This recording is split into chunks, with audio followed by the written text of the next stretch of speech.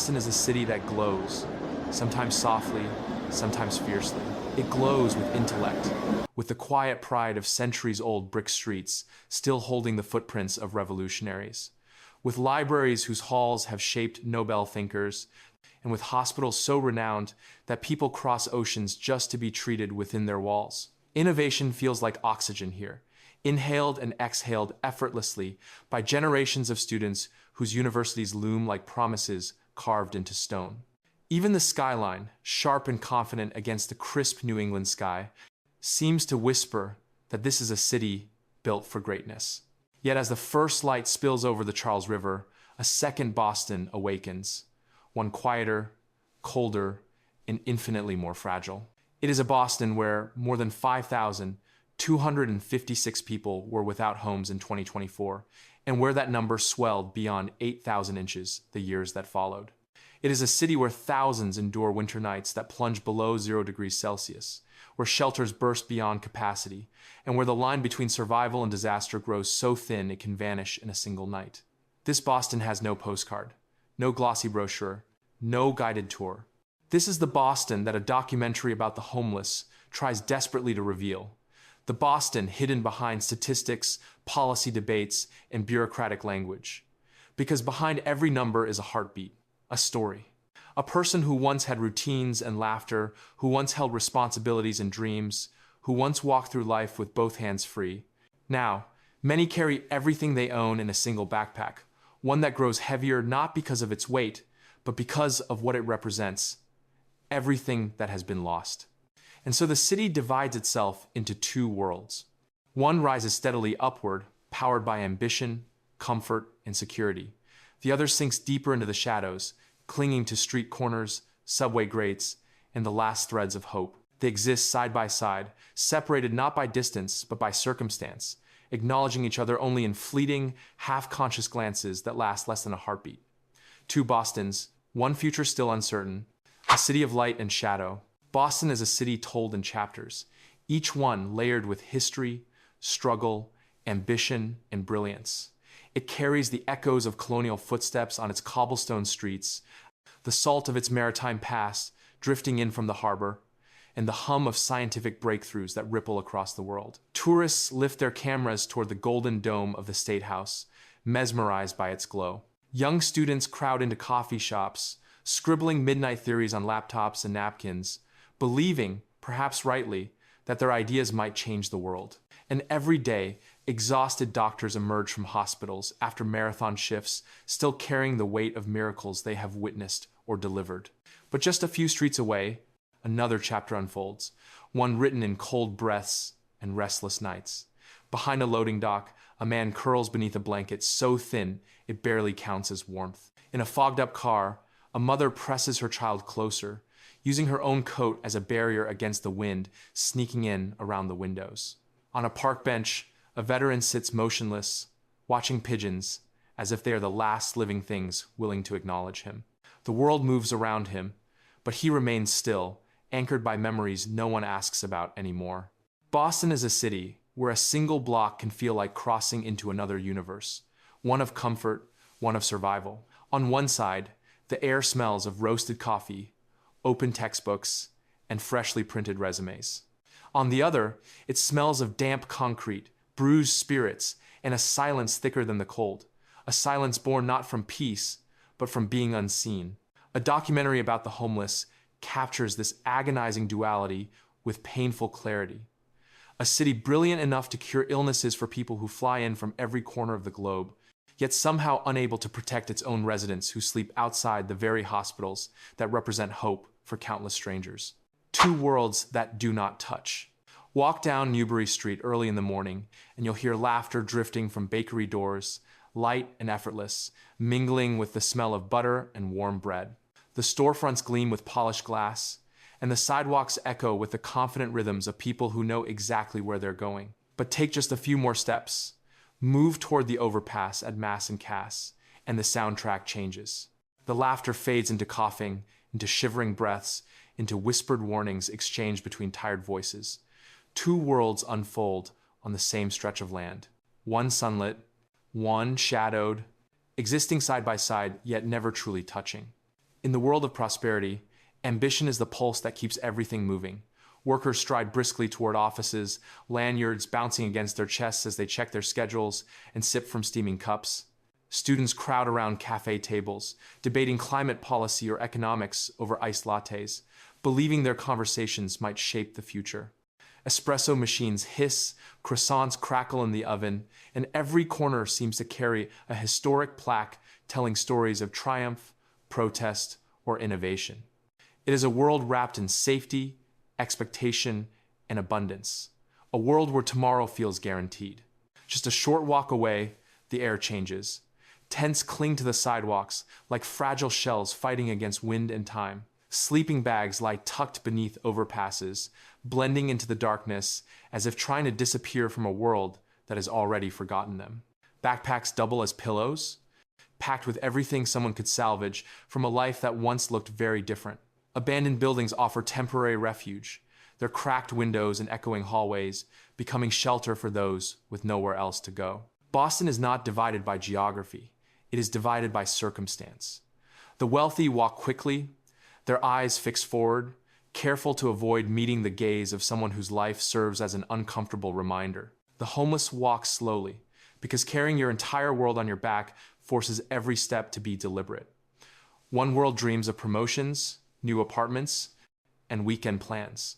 The other dreams of warmth, of safety, of simply making it through the night. Why the crisis grows, the deep roots beneath the surface. The homelessness crisis is almost never born from a single event.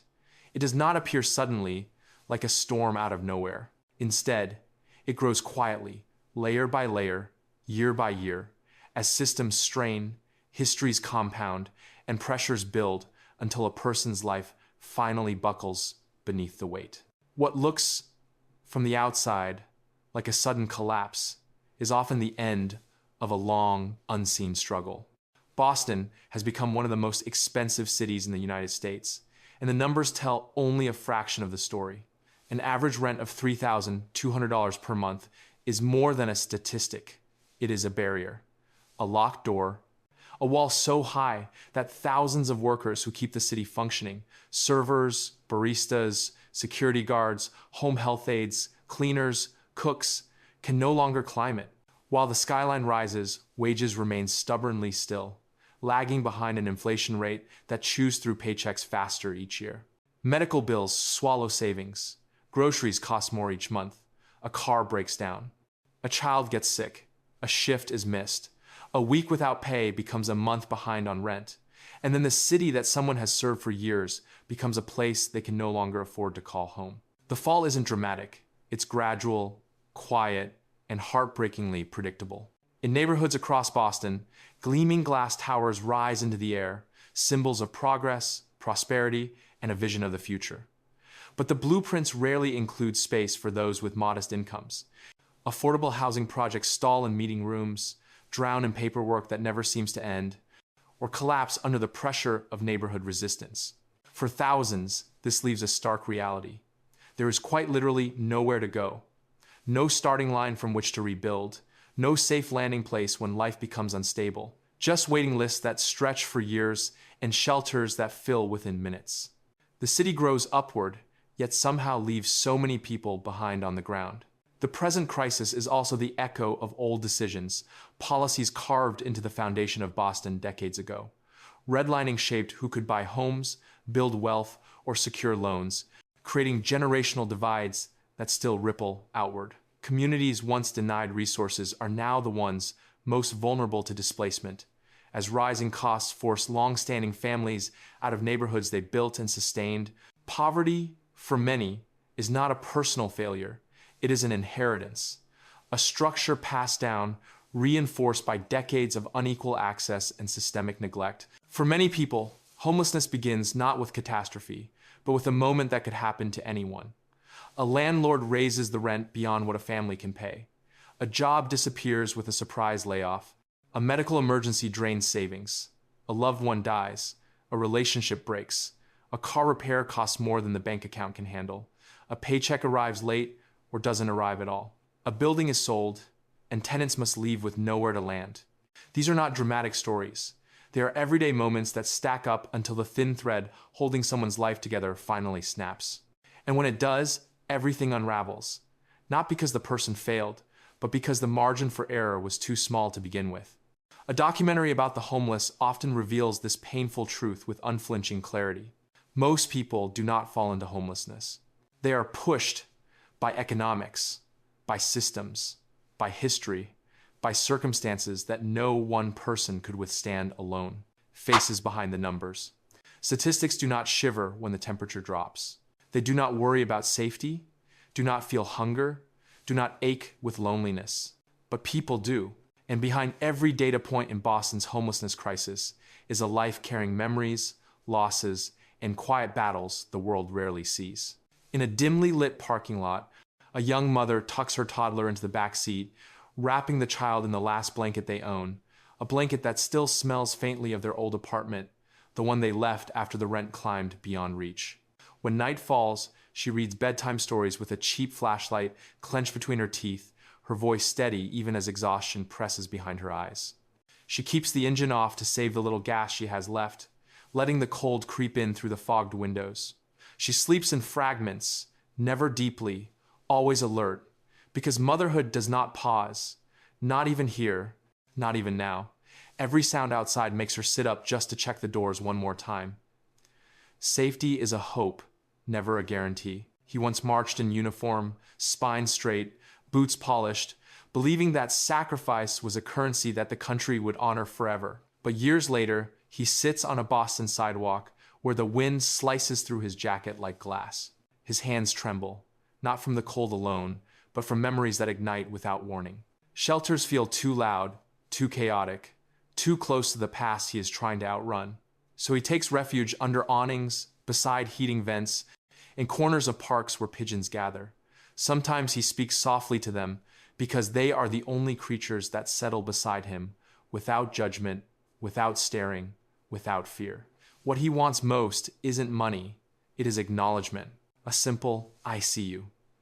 A reminder that he mattered once and still does. There was a time when his days were defined by blueprints, steel beams, concrete, and sweat. He helped raise the bridges that carry Boston commuters from one world to another. He welded the skeletons of buildings that now glitter with wealth. He repaired water lines so thousands could shower, cook, and drink every day without a second thought. Now he sleeps beneath those same bridges, structures he helped bring to life, wrapped in a worn sleeping bag that barely shields him from the cold. The city he helped build towers above him, brilliant and indifferent, while he sinks into the shadows beneath it. His story is not an irony, it is a warning. Addiction, trauma, and the cycle of desperation. From the outside looking in, it is easy for people to claim that substance use causes homelessness. It is a convenient myth, a way to distance oneself from the uncomfortable truth. But for countless people on Boston streets, the timeline is brutally simple. Trauma comes first. Pain comes first. Homelessness comes first. The streets are cold, unpredictable, and often terrifying. Every night demands vigilance, every noise can be a threat, and every hour without rest chips away at the mind. In that constant state of fear, many turn to substances not out of indulgence, but out of survival, seeking warmth, quieting the panic, trying to sleep for just 1 hour without trembling, or escaping memories that refuse to fade.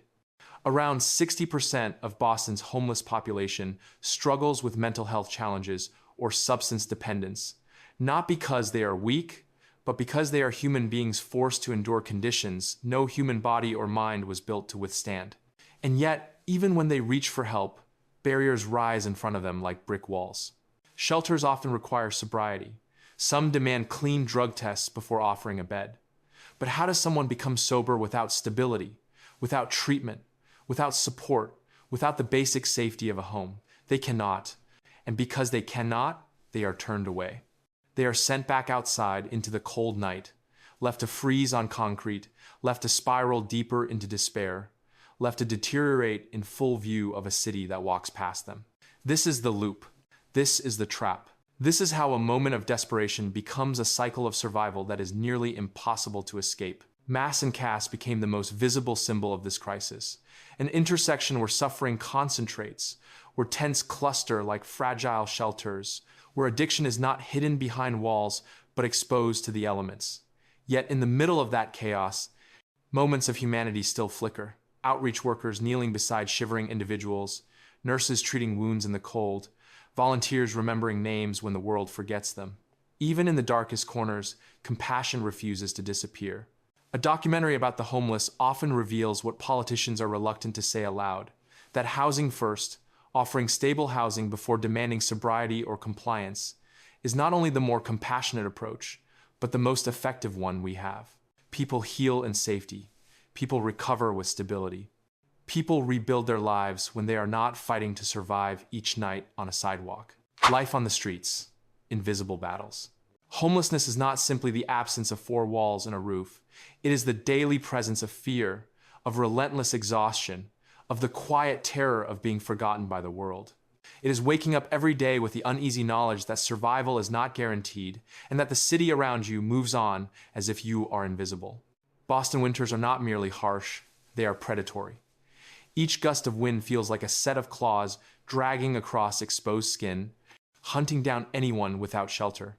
Frostbite creeps in fast. Hypothermia steals consciousness softly, the way a thief steals breath. People wrap themselves in whatever they can find. Torn jackets, layered shirts, scarves pulled from donation bins. They huddle over heating vents that blow more hope than warmth. They walk for hours because walking keeps blood moving. And in weather like this, movement can be the difference between life and death. Cleanliness, so ordinary in most lives, becomes a luxury on the streets. A public restroom can take hours to find. A shower might be a once-a-week miracle. Clean socks, toothbrushes, sanitary products, things people never think twice about, become treasures on par with currency. Staying clean is not just about dignity. It is about health, survival, and the small sense of humanity that helps someone keep going. Every night is a gamble. Many people sleep with their shoes still on so they can run if danger approaches. Others tie their bags to their wrists so they won't be robbed in their sleep. Some choose not to sleep at all, pacing through the night because closing their eyes feels too dangerous. Every shadow is a possibility, every noise a warning. Safety is a privilege the streets do not offer. But the cruelest wound isn't physical. It is the wound of invisibility. People sit on sidewalks while crowds stream past without a glance. They wave at cars that never slow down. They speak, but no one answers. Over time, the silence becomes heavier than hunger, heavier than cold.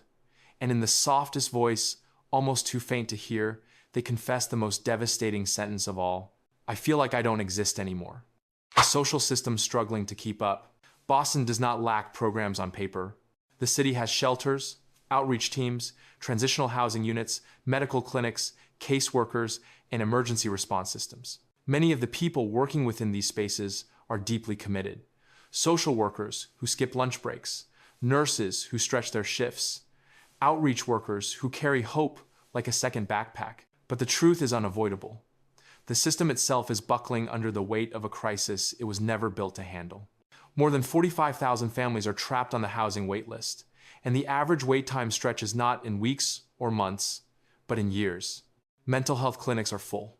Appointments are booked months in advance, an impossible timeline for someone in crisis today, tonight, right now. Programs designed to help rarely communicate smoothly with one another. Referrals get lost, paperwork stalls, and people who desperately need stability slip through the cracks like water through broken foundations. Shelters strain far beyond capacity. Some follow strict rules, others have looser structures, and many struggle with limited staffing. Conditions vary drastically. Some offer warmth and structure, while others feel unsafe or chaotic. Transitional housing exists, but in numbers far too small for the demand. Recovery services are fragmented, leaving individuals to navigate a network of help that feels more like a labyrinth. For people living this reality, the system is not a path forward but a maze. Complicated, slow, confusing, and often unforgiving. Those who need the most support find themselves wrestling with a structure that was meant to lift them up but instead leaves them waiting, wandering, and wondering how much longer they can hold on. A call to humanity. Homelessness is not a distant tragedy that unfolds far away from ordinary life. It is a mirror held up to society, a reminder of how fragile stability can be, how quickly certainty can crumble, and how every person carries vulnerabilities that are often invisible. It shows that a single misfortune, an illness, a lost job, a sudden rent increase can unravel years of effort, years of planning, years of hope. It reveals the truth that shelter is not simply a roof or a bed, but the foundation that allows a human being to dream, to work, to rest, to feel safe. Housing is not a luxury reserved for those who earn it. It is not a prize handed out to the fortunate. Housing is a human right, a basic guarantee of dignity, safety, and life. And Boston can change. Cities across the world have changed. Systems can reform. Policies can shift. But transformation only begins when people decide that change matters, when they recognize that behind every statistic is a face, a name, a heartbeat. Human dignity must matter. Lives must matter. Compassion must matter. What can individuals do? They can begin with the simplest act: looking someone in the eye, acknowledging their presence, letting them know they are not invisible. They can pause long enough to listen, to hear stories that are heavy but real, stories that reveal strength rather than failure. They can support shelters, outreach groups, food programs, and community organizations that provide immediate relief and long-term hope. They can advocate for affordable housing in their neighborhoods, not just in distant corners of the city. They can vote for leaders who prioritize humane, evidence-based solutions over quick fixes and political slogans. They can challenge the belief that homelessness is inevitable, that it is simply the way things are, because that belief is the very thing that keeps the crisis alive. Awareness becomes empathy. Empathy becomes action, and action becomes transformation. A documentary about the homeless may ignite the conversation, may shine a light into places people rarely look, but the true change happens beyond the screen. It happens in the streets, where people suffer and survive. It happens in the policies shaped by collective voices.